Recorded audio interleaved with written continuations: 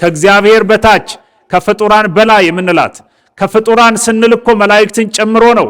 የእቲ ታቢ እምኪሩቤል ወትፈደፍድ እምሱራፌል አይደለም እንላት። መጽሐፍት የሚሏት ሰላም ለኪ የምንለው ጸሎት የአጋንንት ማራቂያ መሳሪያ ብቻ ሳይሆን የገነት መክፈቻ ቁልፍ ሆኖም አገልግሏል። ገነት የገባ ነው በፍሰተ ደሙ በተቆረሰ ስጋው ነው ስንል በልጇ ማለታችንም አይደል? ከዚህ የራቀች አይደለችም። ምክንያተ ደሄን የምንላትም እኮ ለዚህ ማርያም የሚለውን ስም ጠርቶ በእንተ ስማ ለማርያም ብሎ የማርያምን ስም ጠርቶ ሲቀበለው የወዳደቀው ምግብ ወደ ኮፈዳው ሲገባ ሰላም ለኪም ሲጨመርበት አዲስ ምግብ የትምህርት መድኃኒት ይሆነዋል። የተቆፈረ የእንጨት ስር የለም፣ የተቆረጠ የእንጨት ቅጠል አትጠብቁ። ሰላም ለኪ የሚለው ስም የቆሎ ተማሪውን ቅኔ ያዘርፈዋል። ቅኔ ሲዘርፍ ስትሰማ አበደ እንዴ ትላላችሁ? አዎ አብዷል እኮ። የታለ ይሄንም ይመስል? የታለች ሌላ ማርያም? የታለ ሌላ ጌታ?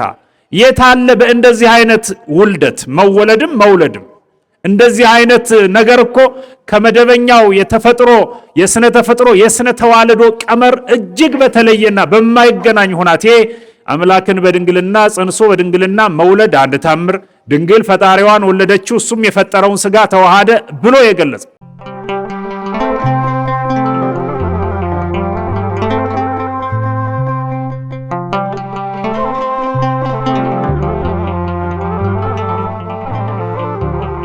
ሰላም ለኪ። እስኪ ሰላም ለኪ በሉልኝ። ዘንሰግድ ብለኪ ማርያም እምነ ናስተበቋኪ እምአርዌ ነአዊ ተማኅፀነ ብኪ በእንታና እምኪ ወኢያቄም አውኪ ማኅበረነ ዮም ድንግል ባርኪ። የትምህርታችን ርዕስ ሰላም ለኪ የሚል ይሆናል። እንኳን ደህና መጣችሁ። እንደምን አደራችሁ? እንዴት ሰነበታችሁ? ትላንትን አሳልፎ ዛሬን ለኛ በልዩ ገጸ በረከትነት ሰጥቶ ሊባርከን በጎውን ሁሉ ሊያደርግልን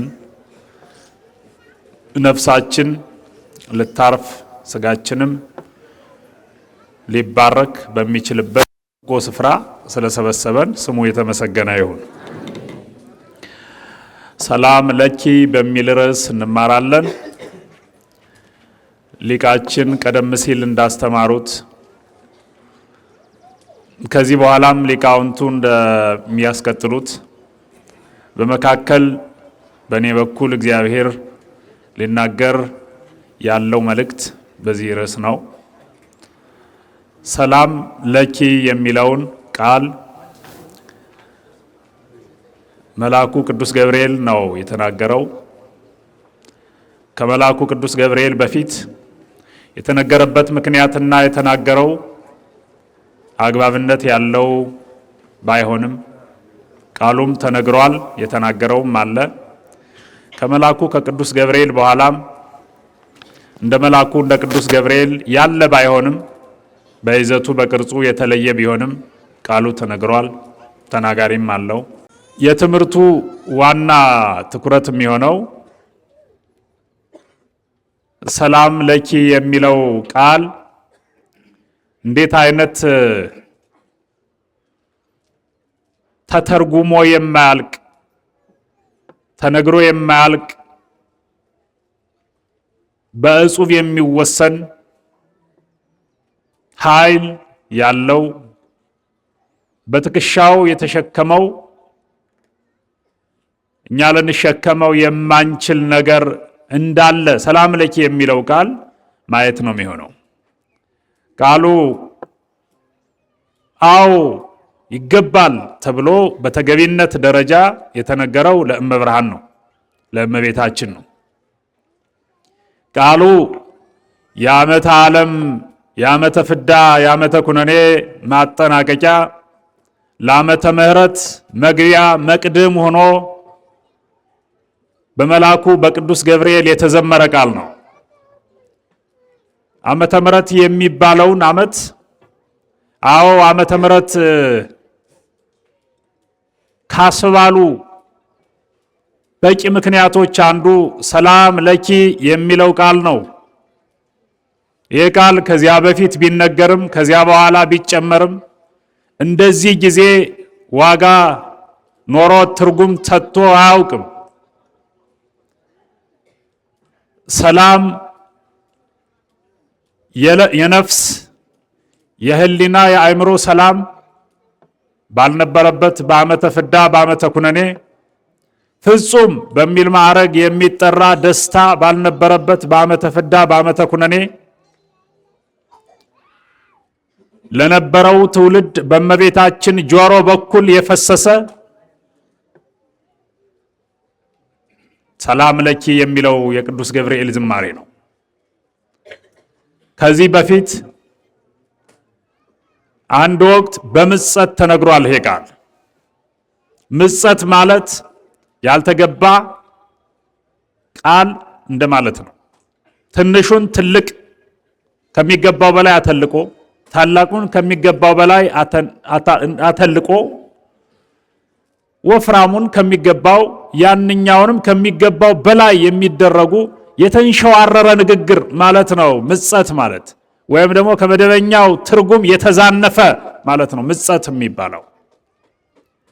አንድ ወቅት ሰላም ለኪ የሚለውን ቃል ዲያብሎስ ሳይናገረው አልቀረም። ዲያብሎስ መሆን አቅቶት እንጂ ሊሆን ያልፈለገው ነገር አልነበረም። እግዚአብሔር ለመሆን ከመሞከር ጀምሮ ከዚያ በታች ሊሆን ያልፈለጋቸው ነገሮች አልነበሩ። ሳይሳኩለት በመቅረታቸው ዛሬ ያለበት ቢታወቅም በአንድ ወቅት በሰው ልጅ ሕይወት መካከል ጣልቃ ገብቶ የሰው ልጅ ከነበረበት ማዕረግ ለማውረድ የተጠቀመበት ቃል ሰላም ለኪ የሚል ነበረ። ቀዳማዊት ሔዋን የሰማችው ቃል ነው ይሄ። ዲያብሎስ ሰላም ለኪ ብሏታል ሔዋን ቀዳማዊትን።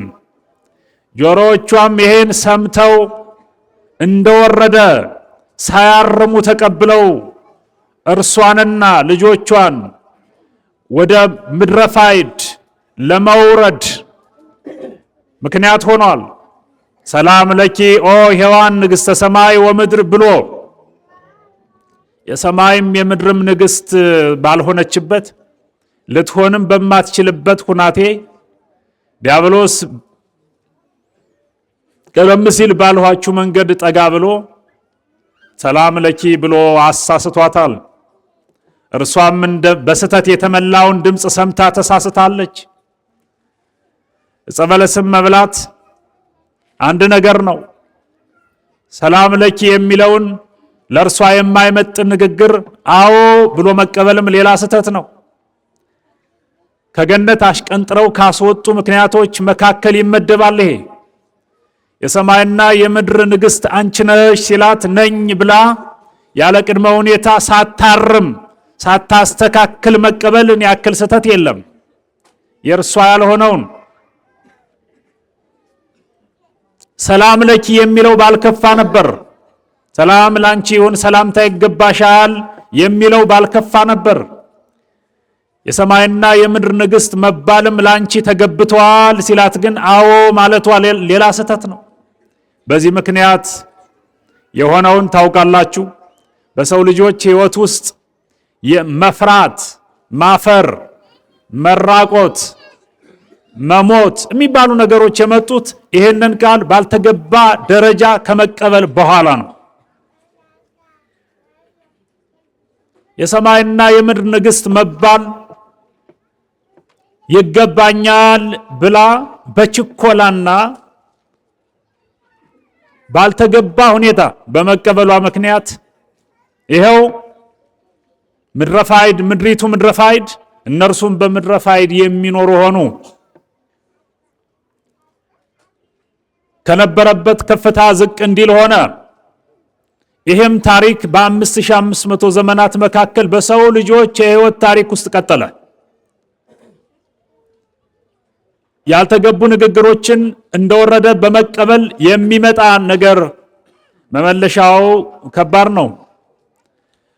አብሶ ከነፍስ ጋር በተያያዘ የሚያደርሰው ጉዳት መተኪያ የለው። በስጋ ከሆነ ጉዳቱም ያን ያክል ይሆናል። በነፍስ በኩል የሚያደርሰውን ጉዳት ግን ቀላል፣ የነፍስን ጉዳትም የነፍስንም ጽድቅ የሚወስነው ደግሞ ቃል ነው። ስለዚህ ሰላም ለኪ ሲላት እሺ ያው የሰማይም የምድርም ንግሥት መባል ለኔ ይገባል፣ አንተ ያልከው እውነት ነው ቀጥል ብላ ይሄን ከመስማት ባሻገር ቀጥሎ ያለውንም የስተት ስብከት በመስማቷ አዳምንም ሰብካ ወደ እርሷ ያለማወቅና ወደ እርሷ የስተት ጓዳ እንዲጠጋ በማድረግም ከፍተኛ አስተዋጽኦ አድርጋለች ለዲያብሎስ አሰራር ባለማወቅ በስተት። ኋላ የሆነው ሆነ። ይሄ ቃል በቀዳማዊት ሔዋን ጆሮ የተሰማ ቀዳማዊት ሔዋንን ወደ ሲኦል ያወረደ ያራቆተ ያሳፈረ ያስፈራ ከእግዚአብሔር የለየ ከእግዚአብሔር ፍቅር ያሸሸ ሆኖ ተመዝግቧል።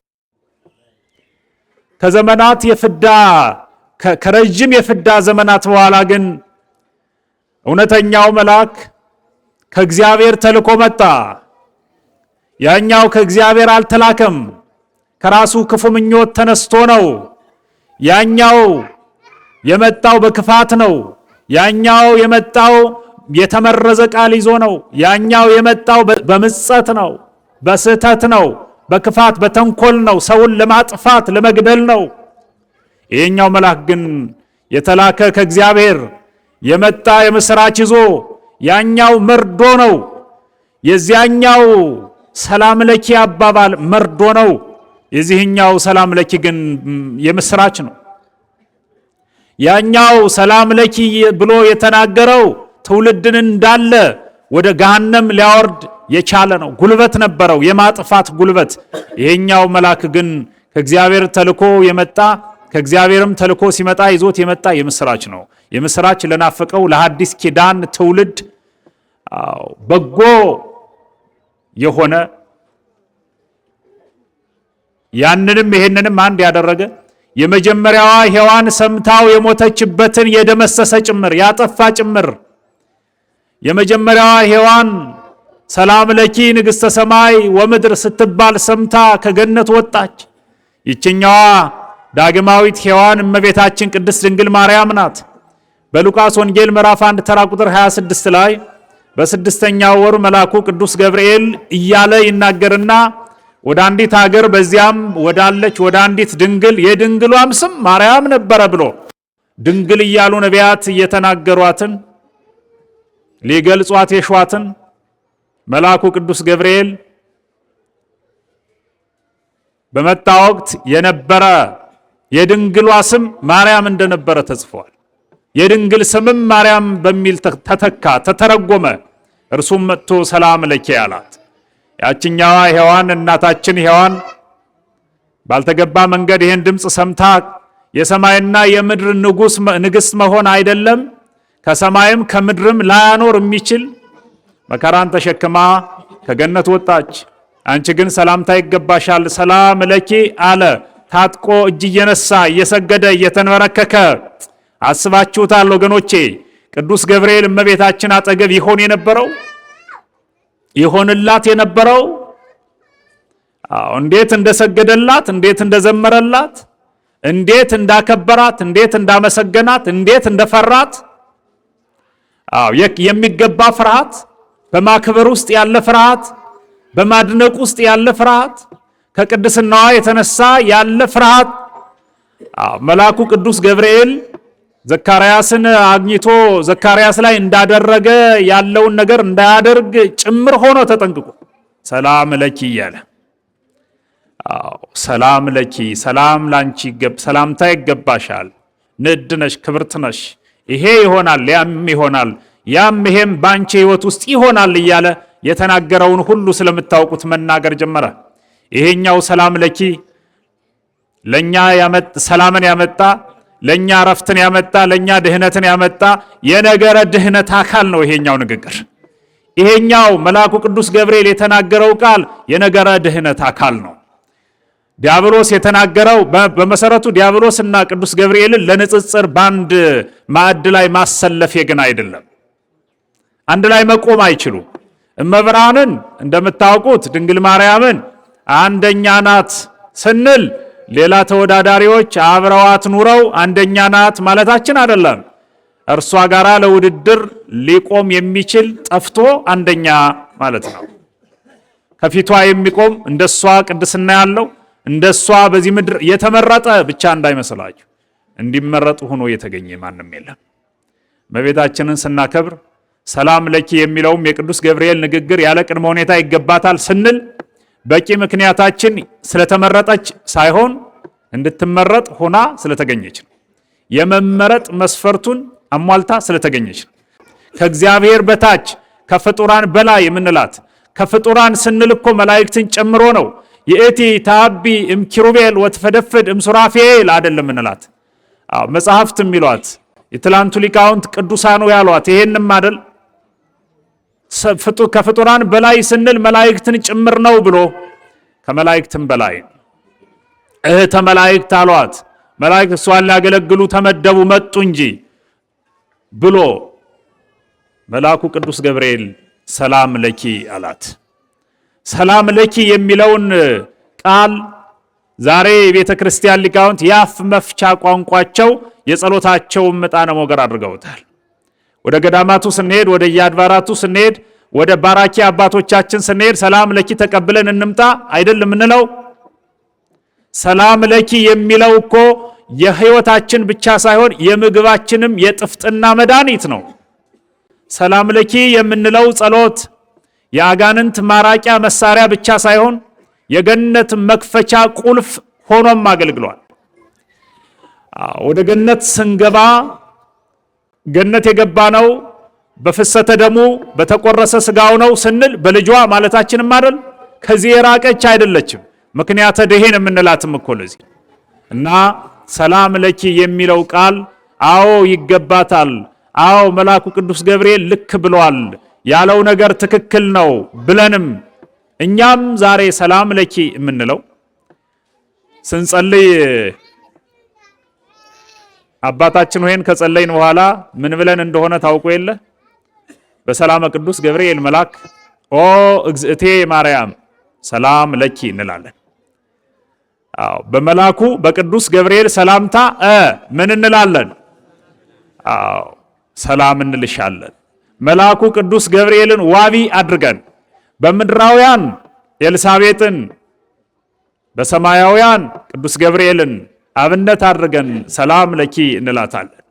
ሰላም ለኪ የምንለው ይሄ ከአቡነ ዘበሰማያት በኋላ ቀጥሎ ያለው የምንጸልየው ጸሎት ለአንዳንዶቹ ሰው ወለድ እና ሰዎች የቋጠሩት ስንኝ የጻፉትም የጸሎት መጽሐፍ የጸሎት አይነት ይመስላቸዋል። መልአኩ ቅዱስ ገብርኤል የተናገረው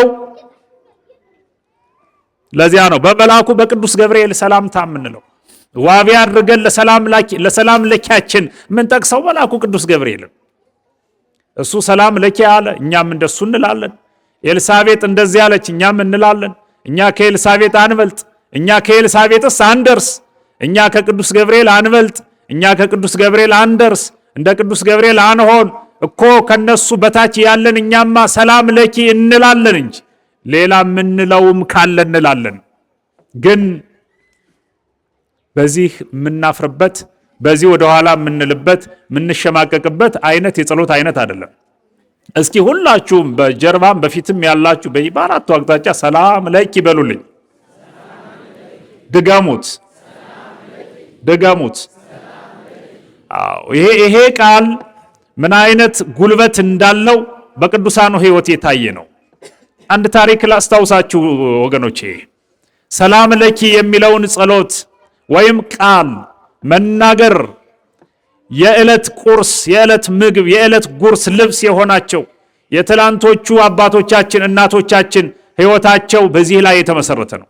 የሌለው እንዲኖራቸው ያለው እንዲጣፍጥላቸው ያደረጉበት የምግባቸው መድኃኒት። ብዙ ጊዜም እንደምናገረው የቆሎ ተማሪው የተበላሸ ምግብ ማከሚያ መድኃኒቱ ሰላም ለኪ አይደለም ወይ? ከየትም ከየት ሄዶ የማርያምን ስም ጠርቶ የሰበሰበውን ኮቸሮ የሰበሰበውን የምግብ ውጭጭ ወይም ጥርቅም አንዳንዱ ሰው ተረፈ ምግቡን ተመግቦ ያተራረፈውን ከቃሪያውም ከጎመኑም ከእንጀራውም ከምኑም ተራርፎ ሊወድቅ ያለውን ነገር ለተማሪ ስጡት ብሎ ጥሎት ይሄድ። ያን ተሜ ይቀበላል። የተቀበለው ግን በረሃብተኛ አንቀጽ ለምኖን ሳይሆን በለማኝነትም መንፈስ ለምኖ ሳይሆን በተራበ ሰው ደረጃም ራበኝ ስጡኝ ብሎ ሳይሆን የማርያምን ስም ጠርቶ ነው። በክብር ነው የሚቀበለው። ይሄ በለማኝነት ከምናገኘው ቁሳቁስ ይለያል። በለማኝነት አይደለም፣ በሰማዕትነት ነው፣ በምስክርነት ነው። ማርያም የሚለውን ስም ጠርቶ በእንተ ስማ ለማርያም ብሎ የማርያምን ስም ጠርቶ ሲቀበለው የወዳደቀው ምግብ ወደ ኮፈዳው ሲገባ ሰላም ለኪም ሲጨመርበት አዲስ ምግብ የትምህርት መድኃኒት ይሆነዋል። አዎ ታሙን የለ ምዕመናን የትምህርት መድኃኒት ይቀማምሳሉ ትሉን የለ? አዎ ሐሜት አይደለም፣ እውነት ነው። ያልቀመሰ የለም። ሰላም ለኪ የሚል ነው የትምህርት መድኃኒቱ። የተቆፈረ የእንጨት ስር የለም። የተቆረጠ የእንጨት ቅጠል አትጠብቁ። ሰላም ለኪ የሚለው ስም የቆሎ ተማሪውን ቅኔ ያዘርፈዋል። ቅኔ ሲዘርፍ ስትሰማ አበደ እንዴ ትላላችሁ? አዎ አብዷል። ያበደው ግን በበላው በጠጣው አይደለም።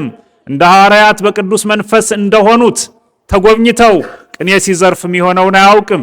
የሚቀድሰው እንደዚያ፣ የሚሰብከው እንደዚያ በማርያም ስም አይሆኑ እንሆናለን። በእውነቱ አይሆኑም ምለው ሰይጣን ከሚያደርገው ደካማው ከሚያደርገው መናፍቁ ከሚያደርገው በላይ እንሆናለን ማለት ነው። የበላይነት አነጋገር ነው ይሄ። አዎ ስለዚህ ሰላም ለኪ የሚለው ነገር የሚባለው ቃል የምግባችን ማከሚያ ጭምር ነው ያልኳችሁ ለዚህ ነው። ምስክሩም ለዚህ የቆሎ ተማሪው በአንድ ወቅት ታስታላችሁ፣ ታሪኩን ስለምታውቁት ደቅሲዮስ የሚባል ሰው ታሪኩን ትንሽ ላስታውሳችሁ። ደቅሲዮስ የሚባል ሰው አለ፣ የእመቤታችን ወዳጅ በተግባር የወደዳት ሰላም ለኪ ካላለ የሚያመው፣ ሰላም ለኪ ካላለ የማይመገብ፣ ሰላም ለኪ ሳይል ከሚውል ሞቱን የሚመርጥ።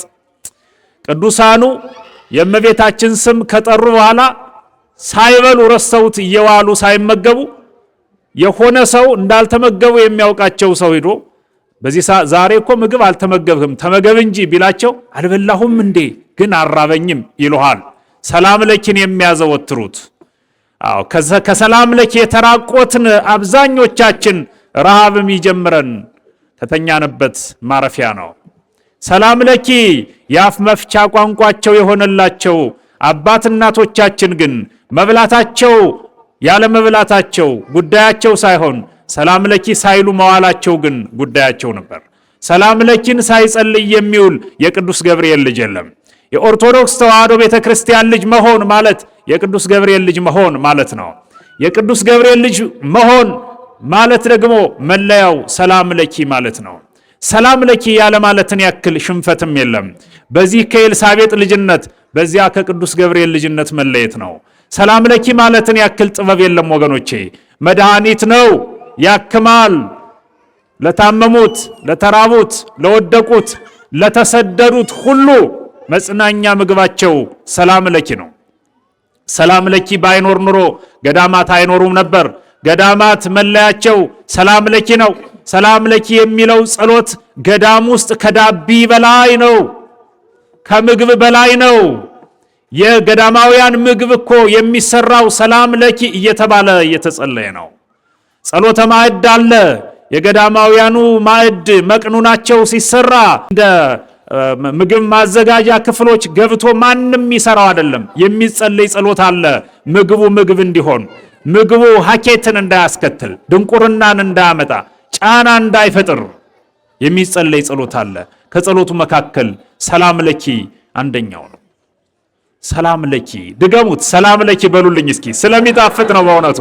አዎ ይሄ ነገር ሰላም ለኪ የሚለው ነገር በየትኛውም ጊዜ እንድትናገሩትም ስለፈለኩ ነው። ሰላም ለኪ ስትሉ ቅዱስ ገብርኤል ትዝ ይላችኋል። ሰላም ለኪ ስትሉ መብርሃን ራሷ ሰላም ለኪ ትዝ ማይለን ነገር የለም። ገነት ትዝ ትለናለች፣ መንግስተ ሰማያት። አዎ ደቅሲዮስ ሰላም ለኪ በማለት የሚታወቅ አባት ነበረ። ከፍቅሩ የተነሳ ያደርግ የነበረው ነገር እጅግ በጣም የተዋበ ነው።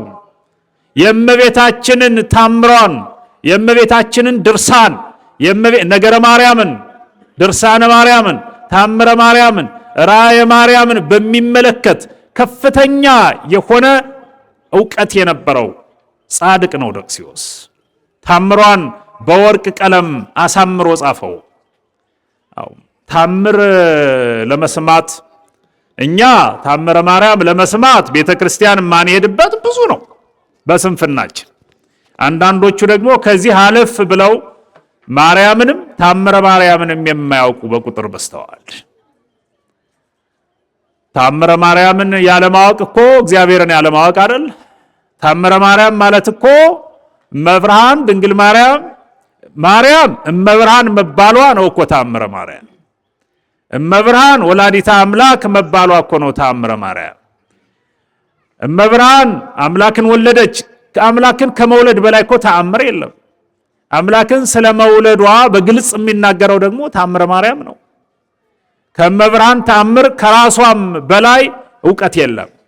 ማርያም ድንግል ማርያም ክርስቶስን ወለደች ብሎ ከማመን እመቤታችን ያደረገችውም ተአምር ተአምር ነው ብሎ ከመቀበል በላይ ተአምር የለም። የተአምራት ቁንጮ ነው ጌታን መውለድ። ተኪ ወካይ ተመሳሳይ የሌለው ተአምር አይደለም ወይ? ይሄ እኮ የታለ ይሄንም ይመስል የታለች ሌላ ማርያም? የታለ ሌላ ጌታ? የታለ በእንደዚህ አይነት ውልደት መወለድም መውለድም እንደዚህ አይነት ነገር እኮ ከመደበኛው የተፈጥሮ የስነ ተፈጥሮ የስነ ተዋልዶ ቀመር እጅግ በተለየና በማይገናኝ ሁናቴ አምላክን በድንግልና ጸንሶ በድንግልና መውለድ አንድ ታምር፣ ድንግል ፈጣሪዋን ወለደችው እሱም የፈጠረውን ስጋ ተዋሃደ ብሎ የገለጸ ይሄን በልኩ የሚያውቅ ደቅሲዮስ ነው። ታምሯን በጥቁር ቀለም ወይም በቀይ አይደለም በወርቅ ቀለም ጻፈ። አንዳንድ ነገሮች አሉ አይደል? ለነገሮች ክብር ስንሰጥ አንዳንድ ጊዜ ቀለል ያሉ ነገሮች ከሆኑ በስልክ አሎ ገሌ በዚህ ሰዓት ይሄን አድርግ እንላለን። ግብዣ ሲሆን በዚህ ሰዓት እዚህ ቦታ ተገኝ እንላለን። እንዲሁ ዝም መጥራት ካለብን ለተከበሩ ለተወደዱ መቅረት የለባቸውም። ያለነሱማ ነገሬ ሊሆን አይችልም ለሚባሉ ሰዎች ግን ሰርግ ላይ ከሆነ ሌላም ጉዳይ ላይ ከሆነ ደብዳቤ ይጻፋል። በከበረ ፊርማ በከበረ ማህተም እንዳትቀሩ የሚል ማሳሰቢያ ጭምር። ያለ እርሶት በዓሉ አይደምቅም፣ ሰርጌም ሰርግ አይሆንም፣ ግብዣም ግብዣ አይሆንም የሚባሉ ለዚያ ግብዣ ሞገስ የሆኑ ዋና የሆኑ አሉ።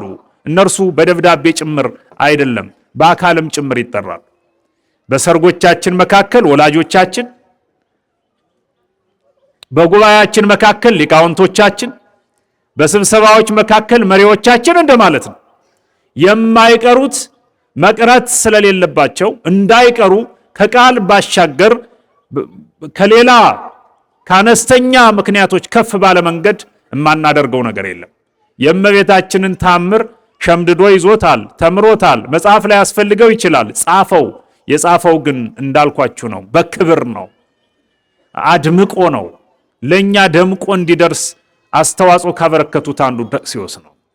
ታምረ ማርያምን ዛሬ ተነስተን ወጥተን ሰላም ለኪ ስንል እሰግድ ለኪ ስንል ይሄ ከየትም መጥቶ የተጠረቃቀመ ጽሑፍ አይደለም። ብዙ ጊዜ ነው የምናገረው። እነ ደቅሲዮስ አይነት አእምሯቸው ከእውቀት ያልተራቆተ መንፈሳዊነት የገዛቸው እጆቻቸው ብቻ ሳይሆን አእምሯቸው የሚጽፍላቸው የመናገር ክህሎት ያላቸው ብቻ ሳይሆን የሚናገሩት ተመርጦ የተሰጣቸው መንፈስ ቅዱስ የሚናገርባቸው መሳሪያዎች የሆኑ አይነት ደቅሲዮሶች የጻፉት እኛ የምናነበው እኛ ዘንድሮ ወይም አሁን ያለን ሰዎች መስማትና ማንበብ ነው ድርሻችን። የነዚህ አባቶች ግን ጻፉት፣ ደረሱ ድርሰት፣ ጻፉ ጽሑፍ። ከዚህ በኋላ ይሄን በማድረጉ ምክንያት ደቅሲዮስ የሆነለትን ስታዩ ለካ ሰላም ለኪ ጥቅም አላት ትላላችሁ። ጸሎተኛ ትውልድ ከመፍጠር አንጻር ነው ይሄን ቃል የተናገርኩት ወገኑ። ሰላም ለኪ በሉ።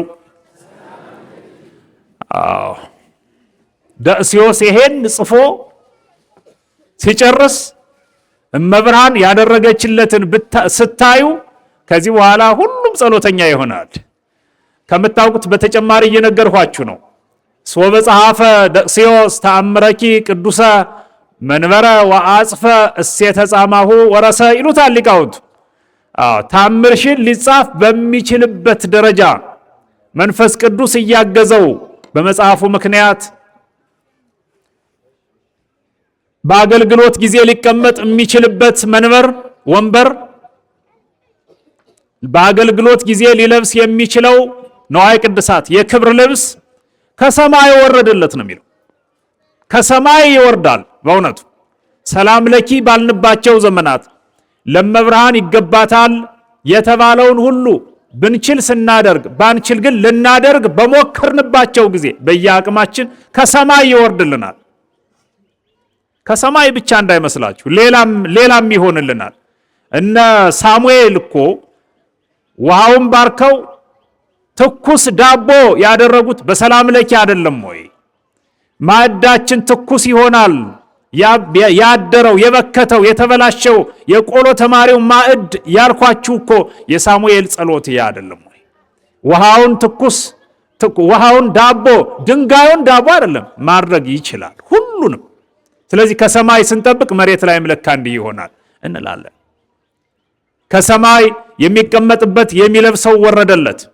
ይሄንን ለብሶ ይሄንን በዚህ ላይ ተቀምጦ አገልግሎት ሲሰጥ ከቆየ በኋላ ሊቀ ሊቃውንቱም ቀደም ሲል እንደጀመሩት በስመ ደቅስዮስ መጥቶ ሰላም ለኪን የማያውቅ ከሰላም ለኪ ነፃ የሆነ ጸረ ሰላም ለኪ ያም ደቅስዮስ እኔም ደቅስዮስ፣ ይሄም ወንበር ሌላም ቢሆን ወንበር፣ ያም ልብስ ይሄም ልብስ ከዚያ የተሸመነ ከዚህ የወጣ ብሎ በድፍረት ሰላም ለኪን የለመደ ወንበር ላይ የተቀመጠው የሆነውን ታውቃላችሁ። አሉ አንዳንድ ክፉ የለመዱ ነገሮች። ክፉ የለመዱ በታሪክ አጋጣሚ ከዚህ በፊትም እንደምንናገረው እንደ ሀገር ኢትዮጵያ የምትባል ሀገር ክፉ የለመደች ሀገር ናት እንላለን። ምንድነው ክፉ መልመድ ካላችሁኝ፣ ለምሳሌ የሀገሪቱ መሪ ጠዋት ይመጣና ኪዳን ያደርስና ቅዳሴ ይቀድስና ከሰዓት ቤተ መንግስት ይገባል። ይሄ ክፉ ልምድ ነው። ክፉ ማለት ይገባቸዋል፣ በኢትዮጵያዊ ቋንቋ በጎ ልምድ እንደማለት ነው።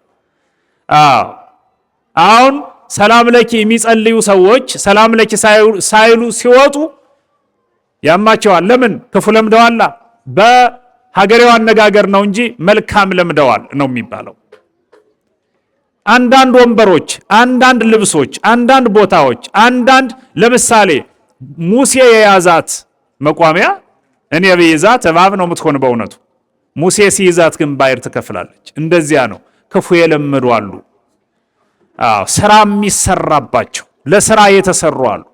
ወንበሩ ላይ ደቅስዮስ፣ ሌላኛው ደቅስዮስ ሲቀመጥ ከፍ አደረገው ይላል። ወንበሩ ወደ ላይ ተው አትቀመጥ። ያኛው ደቅስዮስ ሰላም ለኪ የሚል ነው። ያኛው ደቅስዮስ ስለ ሰላም ለኪ የሚያውቅ ነው። የመጣም ወንበሩ ከሰማይ ነው፣ ልብሱም ከሰማይ ነው፣ የመጣውም በጸሎት ነው። አንተ የዚህ ሰው አትመስልንም አሉት ሰዎች ጠጋ ብለው። አልሰማ ብሎ ወንበሩ ላይም ተቀመጠ፣ ልብሱንም ተጎናጸፈ። ወንበሩ ይዞት ወደ ሰማይ ከፍ አለ። አስተውሉ፣ ተመልከቱ አለ። ተመልከቱ፣ እኔን ስታጣጥሉ እናንተ ሰዎች አይገባም አላላችሁኝም? ይሄው ያኛው ደቅስዮስ መሬት ላይ ወንበር ላይ ነበር የኖረው እናንተ እንዳላችሁት የእናንተ ደቅስዮስ። እኔ ግን ደቅስዮስ ይሄው ወንበሩ ይዞኝ ከፍ ሲል ተመልከት፣ አጨብጭብ እያንዳንድህ አለ። ለራሱ ክብር እኮ ነው። ወይ ሰላም ለኪ እንደዋዛ፣ ሰላም ለኪ የዋዛ አይደለችም። ከፍ ሲል ጌታ ዝም አለ። በእውነቱ አንዳንድ ከፍታዎች አሉ። በከፍታችን መካከል ያለ ዝምታ የጤና እንዳይመስላችሁ። ጥንቃቄ ይፈልጋል፣ ማስተዋል ይፈልጋል። ከፍ ባልንባችሁ በምንም ይሁን በስልጣን ሊሆን ይችላል፣ በሀብት ሊሆን ይችላል፣ በእድሜ ሊሆን ይችላል፣ በሆነ ነገር ከፍ ከፍ ከፍ እያልን በሄድን ቁጥር ይሄ ከፍታ የሰላም ነው፣ የጤና ነው። ሰላም ለኪን መጨመር ያስፈልጋል። በከፍታዎቻችን መካከል ሁሉ ሰላም ለኪ እያል እንደዚህ እንደ ፍኖተ መስቀል በርከን እየሰራ ነው ስንሄድ ሰላም ለኪ ያሻገረናል። ከፍታ እኮ ስለሚገባኝ ነው። ከኔ በላይ ማን ከፍ ይበል? እንደኔ ባለሀብት እኮ እኔ ባለሀብት ያልሆኑ ማን ሊሆን ነው ካልክ እኔ እዚህ ደረጃ ያልደረስኩ ማን ሊሆን ነው ካልክ፣ እኔ ያልጣልሁት ጉልበተኛ ማን ሊጥለው ነው ካልክ፣ የጎልያድ ጠጠር ካጠገብህ ነው። የዳዊት ጠጠር ካጠገብህ ነው። ከፍ ያልንባቸው ጉዳዮች መጣራት አለባቸው። ደቅሲዮስ ከፍ አለ፣ በከፍታውም ተደሰተ፣ በከፍታውም ተመጻደቀ። ህዝቡንም ናቀው፣ ተቸው። እናንተ ለኔ ላለመመራት ይሄ ሴራ አላቸው። አንዳንድ ትክክል የሆኑ ነገሮች የማይገቡን አሉ። ታው ይሄ ነገር ከፍታ አላማረኝም የሚል ወዳጅ ሲኖር ቅናት ነው የምንለው። ምክር ብለን ማንወስደው። ልክ ብሏል እኮ ልጄ። እቅፍ ላይ ያለ ልጅ ሊናገር ይችላል። አንተ ልጅ ነህ አታውቅም ብለን እንተዋለን። የማይጠበቁ ምስኪን ያልናቸው መሬት ላይ ያሉ ዝቅታ ላይ ያሉ ምንላቸው ሊነግሩን ይችላሉ። ከፍ ብለናል ላልን ሰዎች በየትኛውም መንገድ የእናንተ ነገር ብሎ ንቆ ማጥቃት አጥቅቶ ማየት የተለመደ ሆኗል። ደቅሲዮስም ይሄ ነው የሆነበት። ከፍ አለ። ከፍ ማለቱን ሁሉም በስነ ስርዓት አየ። እንግዲህ ከፍታው ለሁለት ነገር ነው። አንደኛ ከፍ ማለቱን ሁሉ እስኪያይ ድረስ ነው። በሁለተኛ ደረጃ ደግሞ ከወደቀ እንዳይነሳ ተፈልጎ ነው። የቅጣት ማስተካከያ ነው ይሄ። እግዚአብሔር አይጣላን ወገኖቼ። ማርያምን አንዳፈር ወገኖቼ። እመብራንን ከማክበር በላይ ስራችን ሁሉ ይቅር። እመብራንን ንዕድ ነሽ፣ ክብርት ነሽ፣ ሰላም ለኪ ከማለት ባሻገር ሌላ ስራ የለንም። ቄስ ሌላ ስራ የለው፣ መምህር ሌላ ስራ የለው፣ ምዕመን ሌላ ስራ የለውም። ካለውም ሁለተኛ ሶስተኛ ነው። ሰላም ለኪማ ዋናው ነገራችን አይደለም ወይ? ሰላም ለኪ በሉልኝ። አዎ ስለምትወዱት እናንተም ቶሎ ብላችሁ ነው የምትናገሩት። በእውነቱ ከፍ ብሎ ይሄ እንዴት ነው ነገሩ ብሎ ሰው እጁን ባፉ ላይ ጭኑ እንዴት ነው ነገሩ እንዳለው ይሄ እንዴት ነው ተሳስተናል ማለት ነው ብሎ ህዝቡ ተወዛገበ። የሚገርም እኮ ነው። በመሪዎች ከፍና ዝቅ ማለት ምክንያት የሚፈጠርብን ርዕስ ምግብ አላስበላን አለ እኮ። የነሱ ከፍታ የነሱ መውረድ እኮ ለኛ ምግብ አልነበረም በእውነቱ። አንዳንድ ጊዜ ከፍ ሲሉ ምንድነው ከፍ ያሉ፣ አንዳንዱ ከፍ ሲሉ ያጨበጭባል፣ አንዳንዱ አረ እንዴት ነው ብሎ እንዴት ነው የሚለው እንኳን በጣም ትንሽ ነው። ከፍ ባለበት መንገድ ዝቅ እያለ መጣ። አረ ነገር ከፍ ብሎ ነበር ዝቅ አለ። ዝቅ ማለቱን ተመልከቱ። የከፍታው ፍጥነት የዝቅታውን ፍጥነት ተመሳሳይ ነው። ወደ ሰማይ ከፍ ካለ በኋላ ወንበሩ መንገዱን ቀጠለ ወደ ሰማይ። ሰውየውን ግን ወደ መሬት ልኮ ወደ ሰማይ ሄደ። ልብሱም ወንበሩም ተመልሶ ወደ መጣበት በሰላም ለኪ መጣ። የሰላም ለኪ ግፍ ደግሞ ወደ ሰማይ መለሰው። አዎ የሰላም ለኪ ግፍ አለው። የሰላም ለኪን ጉልበት መናቅ፣ የሰላም ለኪን ትርጉም መናቅ ልክ አይደለም ወገኖቼ። ደቅሲዮስ ሁለተኛው ደቅሲዮስ ወደ መሬት ለቀብር በሚያስቸግር ለመገነዝ በሚያስቸግር ሁኔታ አጥንቱ ተለቀመ። አንዱ ደቅሲዮስ ወደ ሰማይ ሄዶ ብዙ ሆነ፣ ተሰባበረ ማለት ነው። የሚቆጠር ሰው ሆነ። አጥንቱ እጆዚ እግሮዚ ተለቃቅሞ ወደ አፈር ተቀላቀለ። በሰላም ለኪ የመጣው የክብር ዙፋን ግን ወደ ሰማይ ተመለሰ። የእመቤታችን አማላጅነት አይለየን ወገኖቼ። መቅጣትም ይችላል ሰላም ለኪ። መሾም፣ መሸለም፣ ማሞገስ፣ መስጠት ብቻ አይደለም፣ መቅጣትም ሲችላየ ነው። በሰላም ለኪ ለመጡ ነገሮች ክብር እንስጥ። ቤተ ክርስቲያን የቆመችው በሰላም ለኪ ነው። ገዳማቱ የቆሙት በሰላም ለኪ ነው። አዎ አብያተ ጉባኤያቱ የቆሙት በሰላም ለኪ ነው። ምሽት አካባቢ ሄዳችሁ አታውቁ ይሆናል አብዛኞቻችሁ እንጂ ወደ ጉባኤ ቤቶቻችን ስትሄዱ ሰላም ለኪን ቢቻል በዜማ ባይቻል በቁጥር ሳያደርስ በጋራ በማህበር ጸሎት ሳይጸልይ የሚተኛ ደቀ መዝሙር የሚያድርም መነኮሳይ አይኖርም። ካህናቱም ያፍ መፍቻ ቋንቋቸው ይህች ናት። ከየት አግኝተው ምን ትርጉም ኖሮት ካላችሁ የተናገረው ቅዱስ ገብርኤል የሰማችው መብርሃን ናት። የሚገባትም ለእመቤታችን ለድንግል ማርያም ነው። በዚህ አግባብ እኛ እንድንሰራና ሰላም ለኪ በሚል ጸሎት ውስጥ የተካተተ ህይወት እንዲኖረን ርዕሱን አነሳው። ለሁለትም ነገር አነሳው። ቅዱስ ገብርኤልን እንድንወደው እንድናከብረው፣ ሰላም ለኪ ብሎ ሲያከብራት ሲዘምርላት ሲያበስራት ስናየው ለእመቤታችን ክብር መስጠትማ ብለን በዋቢነት እንጠቅሰዋለን ቅዱስ ገብርኤልን። መጽሐፍትን ብቻ ሳይሆን የቅዱሳንን ህይወትም እንደ መጽሐፍ ቅዱስ እንደ ምዕራፍ ቁጥር እንጠቅሰዋለን። ቅዱስ ገብርኤልን ኤልሳቤጥ በምድር ገብርኤል በሰማይ ኤልሳቤጥ በምድር ይመሰክራሉ ድንግል ያንቺን ክብር ሲል ሰማሁ ልበል ዘማሪው። በሰማይም በምድርም ምስክሮች አሉን። እነዚያን ምስክሮች መሰረት አድርገን ለመብርሃን እንሰግድ እንጸለያለን፣ ክብር እንሰጣለን። የሌላትን ለመጨመር አይደለም፣ ካለ ክብሯ በረከቷ እንዲደርሰን እንዲህ እንላለን። መልአኩ ቅዱስ ገብርኤል ይሄን የተናገረበት ጊዜ ግን አስታውሱ። ሐዲስ ኪዳን የሚባለው ዘመን፣ ዓመተ ምሕረት የሚባለው ዘመን እንደ ጉባኤ ቁጠሩት።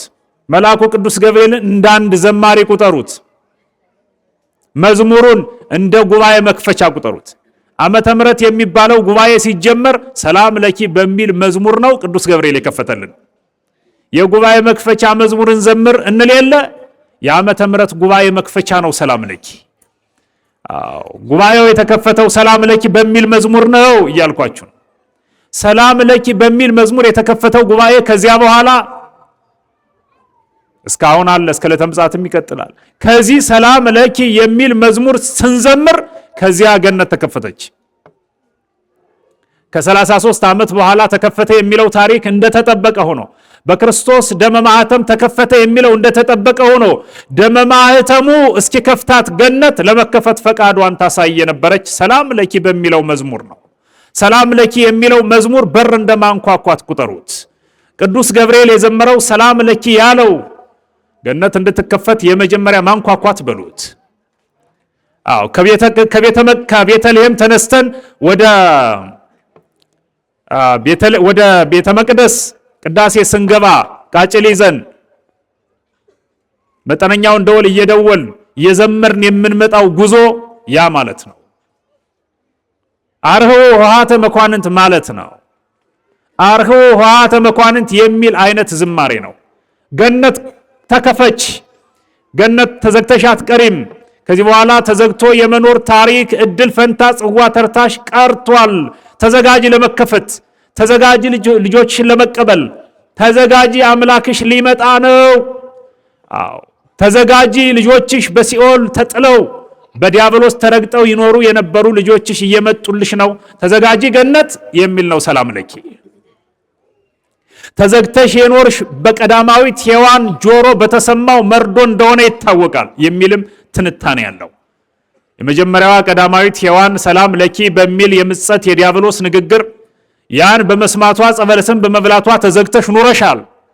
ዳግማዊት ሔዋን የሰማችው ግን እውነት ነው፣ ተገቢ ሰላም ለኪ ነው። ይሄ ሰላም ለኪ በርሽን እያንኳኳ መጥቷል። ተከፈች፣ ተዘጋጅ። ያለ ከልካይ ሊገቡ ነው ልጆችሽ። ለመጀመሪያ ጊዜ 7 ዓመት ከ1 ወር ከ17 ቀን ካንቺ ጋር የነበሩት አዳምና ሔዋን ልጆችሽ ተሰደው ከኖሩበት በቀዳማዊት ሔዋን ምክንያት ተሰደው በአዳም ምክንያት በቀዳማዊ አዳም ተሰደው የኖሩት በዳግማዊት ሔዋን በሰማ ይሄን ቃል ይሄ ዝማሬ ቀስቃሽ ዝማሬ ነው፣ አንቂ ዝማሬ ነው፣ የምስራች ዝማሬ ነው። ንስሐ እንግባ የሚል አይነት መዝሙር አይደለም። ለኛ ደስ ይበላችሁ የሚል ጭምር ነው። በእመቤታችን ጆሮ የተሰሙ ነገሮች ወደኛ መጥተዋል። መሐዘ ፍስሐ ስለሚሏት ሊቃውንት የደስታ መፍሰሻ የምስራች ማዕከል ናት እመቤታችን። የሰማችሁ የምስራች ለኛ ተሰምቶናል። የምስራቹን ሰምታ እርሷ ጸነሰች፣ ወለደች። የምስራቹን የሰሙ ጆሮዎቿ ለኛ የምስራች ጅረት ፈሷል። ደስ ይበላችሁ የሚል ገነት ልትከፈትላችሁ ነው። ሰላም ለኪ የሚለው መዝሙር ተጀምሯል። በሰላም ለኪ የተጀመረ ጉባኤ ደግሞ የሚጠናቀቀው በአቡነ ዘበሰማያት አይደል? አቡነ ዘበሰማያት ብቻ አይደለም፣ በእትው በሰላም ነው። ስቡሕ ወውዱስ ዘሳረረ ብሎ የጀመረው ማህሌታዊ አገልግሎቱ የሚጠናቀቅለት እትው በሰላም በሚልም አይደል? በሰላም ወደ ቤታችሁ ግቡ ማለት እኮ ለጊዜው ከመጣችሁበት ተነስታችሁ ወደ መጣችሁበት ሂዱ፣ ካላችሁበት ተነስታችሁ ማለት ነው። ፍጻሜው ግን ሰላም ለኪ በሚለው የቅዱስ ገብርኤል ዝማሬ የተጀመረው ገነት በደመ ክርስቶስ መፍሰስ ተከፍቷልና ወደ ገነት ግቡ ማለት አይደል? እትው በሰላም ማለት እኮ ወደ የሰፈራችሁ ሂዱ ማለት አይደለም። የኛ ሀገር የኛ መንደር እኮ ገነት ናት። ሌላ መንደር ሌላ ከተማ የለንም። በዚህ ምድር ለኛ ምን አለንና ነው? እንኑር ብንልስ መች መኖር ቻልንበት? መኖር ያልቻልንበት ዓለም ላይ አይደል ያለ ነው። እንኑር ብንል የማያስኖረው ይበዛል። እንኑር ብንል አኗኗር አንችልም። ቢያንስ ብንኖር እንኳን መጽደቅ የማንችልበት አኗኗር ነው የምንችለው። ስለዚህ የኛ ዓለም ይሄ አይደለም፣ የኛ ሀገር ይሄ አይደለም። የኛ ሀገር እትው በሰላም ስንባል አሁን ብፁዕነታቸው መጥተው ባርከው ሲያሰናብቱን በሰላም ወደ ቤታችሁ ግቡ ተባልንም አይደል?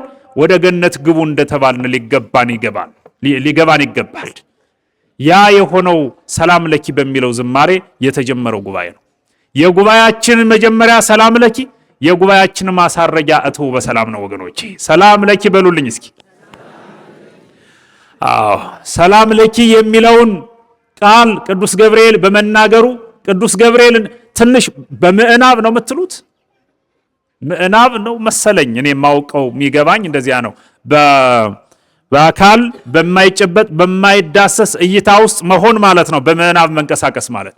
ቅዱስ ገብርኤልን እስኪ በእምነት እንየው። ከሰማይ መጣ ተልኮ የምስራች ይዞ። ከዚያ በፊት የሚመጣ መልአክ ወይ እስራኤል ዘስጋን ከባህር ሊያሻግር ነው፣ ከምድራዊ ባህር ከጠላት ሊያድን ነው። እንደው አህያዋንም ሊታይን ለአህያዋ ሁሉ ተገልጾ በለዓምን የተሸከመች አህያ ፊት ቅዱስ ሚካኤል ታይቶ የለ? እንደዚያ ነገር ነው የሚመጣው መልአክ የነበረው። ይህን አመጣጥ ግን ከዚያ በፊትም ሆኖ አያውቅም፣ ከዚያ በኋላም ሆኖ አያውቅም። የቅዱስ ገብርኤል አመጣጥ እኮ አንድ ጊዜ ብቻ ነው። በብሉይ ኪዳን እኮ መጥቷል፣ 3 ደቂቅ ሊረዳ ሌላም ሰዓት እኮ መጥቷል። አመጣጡ ግን ይለያል። ሰላም ለኪ ያለበት አመጣጥ ይሄ ብቻ ነው። ከዚያ በኋላም እንደዚህ አላለም፣ ከዚያ በፊትም እንደዚህ አላለም። ሰላም ለኪ የሚለው የተገባት ለአንዲት ሴት ለአንዲት ብላቴና፣ ሰላም ለኪ የሚለው ዝማሬም የተዘመረ በቅዱስ ገብርኤል። ከዚያ በኋላ ልጆቹ ተቀብለን እኛም ሰላም ለኪ እንላታለን። ከቅዱስ ገብርኤል የተማርነው ነው። ጉባኤ ቤት ገብተን የተማርነው አይደለም። ይሄ ከቅዱስ ገብርኤል የተማሩትን ሊቃውንቱ ቅዱስ ገብርኤል እንዲህ ብሏልና ብለው ነገረውን ነው ከራሳቸው አንቅተው የነገሩን አለ። ቅዱስ ገብርኤል የዘመረውን እኛም መፊቱ አቁመን እንዘምራለን። እና መጦ ሰላም ለኪ ሰላም ላንቺ ይሁን፣ ትጸንሻለሽ፣ ትወልጃለሽ፣ ደስ ይበልሽ፣ የምትወልጂው ልጅ ወንድ ስሙም የስሙ ትርጉምም ብሎ የነገራትን ሁሉ ሲነግራት እመቤታችን እንደዚያችኛዋ እንደ ቀዳማዊት ሔዋን እና ልክ ነሃ ጥሩ ብለሃል፣ ድሮስ እኔ እያለሁ ማን ሊጸንስ ማን ሊወልድ አላለችም። እመብርሃን አማላጅነቷ ከሁላችን ጋር ይሁን። ያቺ የመጀመሪያዋን እናታችንን ሔዋንን የነቀፏት መጽሐፍ ስለዚህ ነው። የመጣውን ከማይሆን አካል ሕገወጥ በሆነ መንገድ የመጣውን እንደወረደ ተቀብላ እንደወረደ ሸምድዳ ወደማይሆን ተግባር ስትገባ፣ ይችኛዋ ግን ዳግማዊት ሔዋን ከዚያችኛዋ ሔዋን ትለያለች። ትበልጣለች አይደለም፣ ትለያለች። መበላለጥም መወዳደርን ስለሚያስከትል ነው። ትለያለች። ትጸንሻለሽ፣ ደስ ይበልሽ፣ ሰላም ለኪ ሲላት ምን ማለት ፈልገህ ነው? እፎኑ ይከውነኒ አለች። እንዴት ሊሆን ይችላል? ይሄ ሰላም ለኪ የምትለው ነገር፣ ደስ ይበልሽ የምትለው ነገር፣ ትጸንሻለሽ፣ ትወልጃለሽ የምትለው ነገር እኮ እንዴት ሊሆን ይችላል? ያችኛዋ የኔ እናት እኮ እንደዚህ አይነት ነገር ነካክቷት ነበር። እንደወረደ ተቀብላ የሆነችውን አውቃለሁ። አይሆንም አለችም መብራን። በእውነት አማላጅነቷ ከሁላችን ጋር አይሁን። በልክ ነገርን መቀበል የምትችል የተሟላ ሰብእና፣ የተሟላ ስነ ምግባር፣ የተሟላ ቅድስና፣ የተሟላ ንጽህና ያላት እመቤት ድንግል በህሊናሃ ወድንግል በስጋሃ የሚሏት መጽሐፍት ለዚህ ነው። የተሟላ አእምሮ ያለው እውነት ነው። አንተ ያልከው ልመንህ፣ ልቀበልህ፣ ልክ ነህ። ቅዱስ ገብርኤል እሷን ለማሳመን እሷ የምትለውን ለማድረግ ጭምር ያላደረገው ነገር የለም። ዘካርያስ ቢሆን ኑሮ ካልሰማህማ ብሎ ያደረገውን አደረገ። እመብርሃን ላይ ግን ይሄን እንዳያደርግ ታዘዋል። እንዳታደርግ ዘካርያስ ላይ እንዳደረገው እናቴን ብሎ እግዚአብሔር እኮ በእውነት እናቱን መድኃኔዓለም እኮ እናቱን እንዴት እንደሚያከብራት ታውቃላችሁ? እንዴት እንደሚወዳት ታውቃላችሁ? እኛም እኮ እንደሚወዳት እንደሚያከብራት ስለምናውቀው በእናትህ እንለዋለን ስንጸልይ። በእንተ ማርያም ወላዲትከ እንለዋለን። በእንተ ማርያም እምከ እንለዋለን። እሷን በእንተ ሐና እምኪ እንላታለን። በእናት በኩል ያለ ልመና ቀላል እንዳይመስላችሁ። እሷን በእንተ ሐና እምኪ ወኢያቄም አቡኪ እንላለን። እናቷን ያስቀደምን። እሱን ደግሞ በእናትህ ብለን መሐረነ እንለዋለን። በእናትህ ማረን እንለዋለን። በእውነቱ እኛ በቃል ብቻ ቢሆንም የተረዳን ነገር ይበዛል። እመብርሃን ያልከው ነገር እንዴት ሊሆን ይችላል? ቆይ ያልከው ይሁን እንዳለ ቤተ መቅደስ ሂጄ ልረዳው አለች። ሰላም ለኪን እንደወረደ መቀበል አልፈልገችም። ቆይ ቤተ መቅደስ ልሂድ፣ ለአባቶቼ ምስጢር ይገለጽ የነበረበት ዛሬም እየተገለጸ ያለበት ቤተ መቅደስ የእግዚአብሔር ማደሪያ እርሱ ነው። ቆይ ብላ ለይሁንታ ጊዜ ሰጠች። ቆይ ላጣራው፣ ቆይ ጥሩ እኮ ነው እንደዚህ ማለት። አንዳንድ ብልህ መሪዎች እንደዚህ ነው የሚሉ፣ ይሄ ይሁንልን ሲላቸው ባለ ጉዳይ እስኪ እናጣራው ይላሉ። እሺ እንዴ አንተ ብለህ የሚሉ ችኩል ሰዎች የጻፉት ደብዳቤ የፈረሙት ቲተር ቀለሙ ሳይደርቅ እንደገና ተመልሰው ሊጸጸቱ ይችላሉ። አስተዋይ መሪዎች ቆይ እናጣራው፣ ቆይ እናጥናው፣ እንጸልይበት ይሉናል አባቶቻችን። እኛ ገንፈልተኞች ደግሞ የምን ጸሎት ነው? ምን ማጥናት ነው? እኔ እኮ የተማርሁ፣ እኔ እኮ የተመራመርሁ፣ እኔ እኮ እንዲህ ነኝ፣ እኔ እኮ ብቁ ነኝ፣ እኔን እኮ ባይወዱኝ ነው እንል ይሆናል። የችኩልነት መንፈስ ነው። የምን ችኩል የምን አፍንጫ እንዲሉ። እመቤታችን እንደዚህ አይነት የማይሆን ነገር የሚሆነውንም ነገር ለመቀበል የችኮላ መንፈስ አይታይበት። በዚያ ዘመን በሴቶች የህይወት ታሪክ ውስጥ እመብርሃንን የሚተካ ባልኖረበት ጊዜ እሷ ከሴቶች መካከል ተመርጣ እግዚአብሔር ነጸረ ኩሎ ዓለመ ወኢረከበ ዘከማኪ እመ ይላታል ሊቁ። እንዳንቺ ያለ እናት ተፈልጎ አልተገኘም በተባለበት ዘመን እሷ ግን እናት የመሆን ነገር ርዕሷ ሆኖ አያውቅ። የሚገርም እኮ አሁን ሹመት ሲመጣ፣ ጥቅም ሲመጣ፣ ሽልማት ሲመጣ እኔ ልሆን እችላለሁ በሚል ልቡም አይመታ ማን ነው? ውድድሮች ታዩ የለ መዳሊያ ለማጥለቅ የሆነ ነገር ይሰጣል ሲባል በዓለም ደረጃ በየትኛውም ደረጃ ለዚህማ መገባ እኔ ነኝ፣ እንዲህ አልኩ፣ ከገሌ እኮ በዚህ ይበልጣለሁ፣ እገሌ እንዴት ይበልጠኛል፣ እሱማ ከበለጠኝ የሆነ ነገር አለ ማለት ነው ሁሉ እንላለን አይደለም? የኛ የቤት ሐሜት ነው ይሄ፣ የቤት ቀለም እንለዋለን። እንደዚህ አይነቱ የተሳሳተ የቤት ቀለም ገሃነም ነው የሚያወርደን ወገኖቼ። እመብርሃን እግዚአብሔር መልአኩን ልኮ እስኪያበስራት ባበሰራትም ጊዜ ጭምር መጽሐፍ ቅዱስም ስታነብ ትጸንሻለሽ፣ ድንግል በድንግልና ጸንሳ በድንግልና ትወልዳለች የሚል መጽሐፍ አንብባ አንድ ጊዜ በጣም የሚገርም እኮ ነው በእውነቱ ወገኖቼ። ትንቢተ ኢሳይያስ ምዕራፍ 7 ተራ ቁጥር 14 ላይ ስታነቡ በድንግልና ጸንሳ በድንግልና የምትወልድ ሴት እንዳለች ታነባለች። ራሷ እመብርሃን እኮ ናት። አሁን እኔ ብሆን አይልም ሰው፣ ኧረ በፍጹም ምን አለ እድሜ ኑሮኝ በእኔ ዘመን ይሄ ነገር ሆኖ ይህቺ ድንግል በድንግልና ጸንሳ በድንግልና ወልዳ እኔ የእርሷ አገልጋይ በሆን አላለችም። በረከቷ ከሁላችን ጋር ይሁን። እስኪ አመስግኗት እመብርሃንን በእውነት።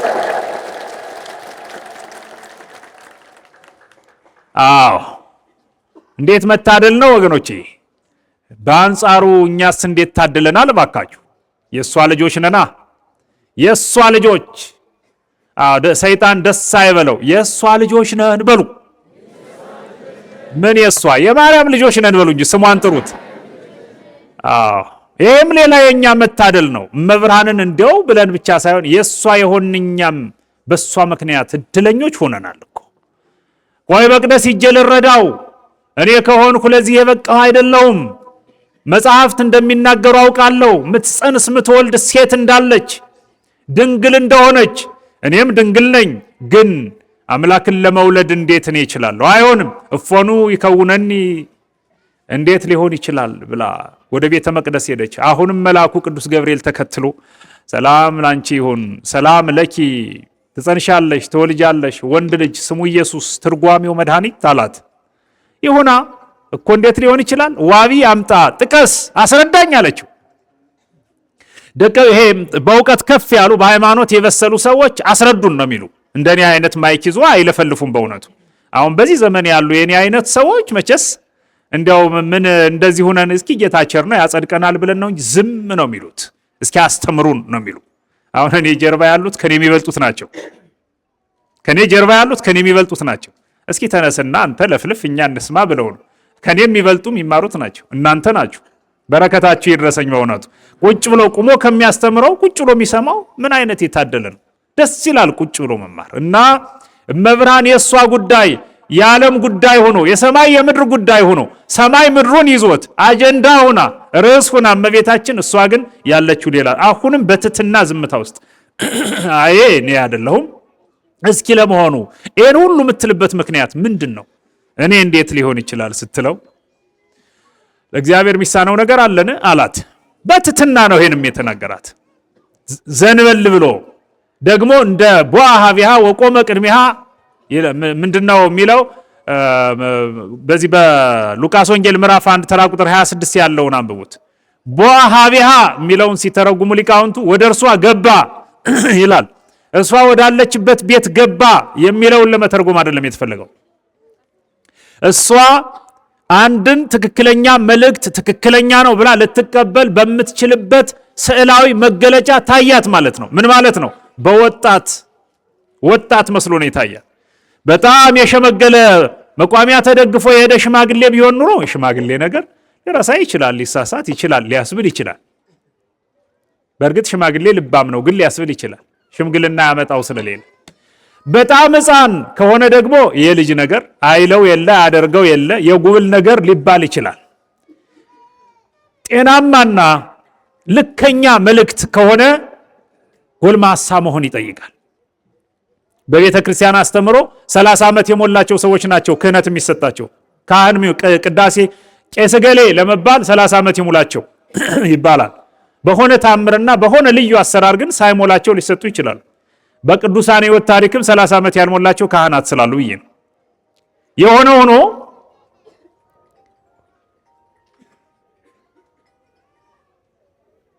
እሷ ልትረዳው ለሷ የቤት ስራ በማይሆንበት መገለጥ ነው ቅዱስ ገብርኤል የተገለጠው። እየሰገደ እየተንበረከከ በትትና ወጣት ሆኖ ነው መስሎ ነው የቀረበው። እሺ ለእግዚአብሔርማ ሚሳነው የለም እንዴት እላለሁ? ያውም እኔ አማኝ አይደለው? አንባቢ አይደለው? ሃይማኖት ያለኝ አይደለው? ሃይማኖት ካላቸው ቤተሰቦች የተገኘው አይደለው? በድንግልና ያለው አይደለው? መጽደቅ ፈልግ የለ ብላ በሰዎች ደረጃ እያወራች አዎ ለእግዚአብሔር የሚሳነው ነገርማ የለም ይሁን አንተ እንዳልካለችው ይኩነኒ ስትለው ሰላም ለኪ የሚለው ስራ ጀመረ። ያልከሰረ ሰላም ለኪ ነው። ስራ የተሰራበት ሰላም ለኪ ነው። ያችኛዋ ተቻኩላ የተቀበለችው ወደ ገሃነም አወረዳት። በነገራችን ላይ ሔዋን ዛሬ ገነት ነው ያለችው። እሷን ምን ወቅስበት ጊዜ አይደለም። የኛ ነገር ነው ያለየለት። ለጊዜው የሆነውን ነው የምናገረው። እመብርሃን ይሁን ይደረግ ስትል የልጆች መዳን ሆነ። የኛ የመዳን ታሪክ ተከናወነ። አዎ የሞት ነገራችን አበቃለት። የሞታችን ልፋፍ የሞታችን ታፔላ ተነቀለ። በእመቤታችን ማህፀን ክርስቶስ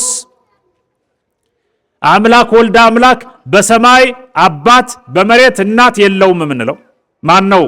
አልቦቱ በሰማያት ወአብ በዲበ ምድር የምንለው በሰማይ እናት በመሬት አባት የለውም የምንለው በሰማይ አባት ያለው ጌታ በመሬትም እናት ሲኖረው በሰማይ አባት ኑሮት በመሬት እናት ሳይኖረው የቆየባቸው ዘመናት አልፈው በመሬት እናት በሰማይም አባት ኑሮት ሐሰስዎ በሰማይ ወበህየ ረከብዎ የሚባል ጌታ በሰማይ እናት ሳይኖረው ሲመሰገን የነበረ በሰማይ እናት ሳይኖረው ሲያመሰግኑት የነበሩ መላእክት በመሬትም ዞር ሲሉ በጨርቅ ተጠቅሎ በበረት ተጥሎ ሊያዩት በጎ ፈቃዱ ሆኖ ሲመጣ ይሄ ሲከወን በሰማይም አባት በመሬትም እናት ያለው አምላክ በዚህ ምድር ለኛ በአይናችን በብረቱ ልናየው ፈቃዱ ሆኖ ሲመጣ የሞት የህይወት ታሪካችን ተሰርዞ የድር ድንኳናችን ተነቅሎ የሰርግ ድንኳናችን የተተከለበት ዓመት መጣ። መብራን ከሁላችን ጋር ተሆነ ወገኖች።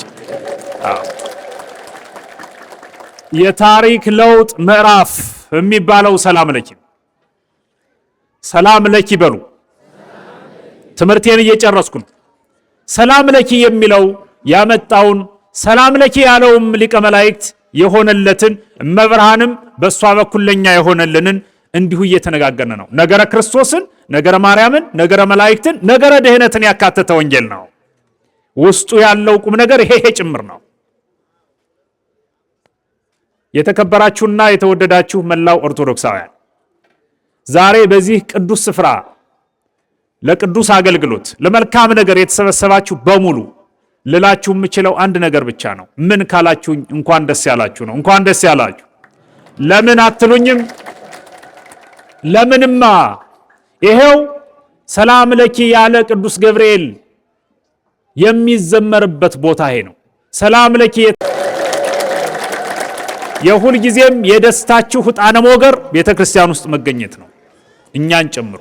ይሄ በመሆኑ ሰላም ለኪ እያልን እየጸለይን እመብራንን ከአንደበታችን ሳንለይ ቅዱስ ገብርኤልም እየጠበቀን ቸርነቱ የእግዚአብሔር ቸርነት እየረዳን በአባቶቻችን በረከት እየተጎበኘን ቤተ መቅደሱ ውስጥ እንድንኖር ይሄን በጎ ዕድል እንዳናጣ የእግዚአብሔር ቸርነት፣ የወላዲተ አምላክ አማላጅነት፣ የጻድቃን የሰማዕታት ምልጃና ጸሎት፣ የቅዱሳን መላእክት ጥበቃ አይለየን።